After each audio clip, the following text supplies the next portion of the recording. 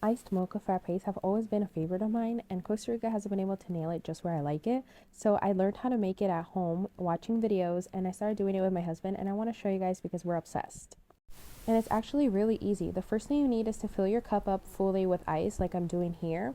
And after that, you're going to use your blender.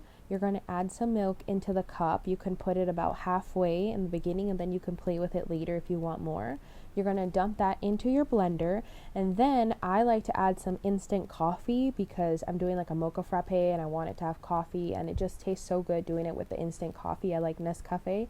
I'm going to add a tint bit of vanilla extract, a little bit of sugar, and then I like to put a little bit of canela. This is optional, of course. Cinnamon, sorry, I said it in Spanish.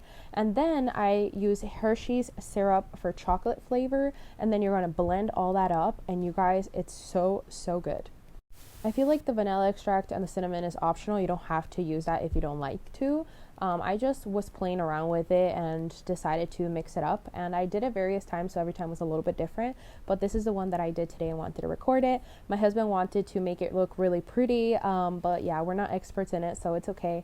Then you're going to dump everything in, and you want to make sure that it's not fully blended and you have some like pieces of ice on there, and then you're going to add some whipped cream, which just like, oh, makes it so good. Just look at that, guys. It is so delicious. And then you top it off with some chocolate on top because, guys, it's already sweet and delicious, so you just need to finish it the right way, right? And now for the absolute best part of it all is when you get to sit down and enjoy what you made.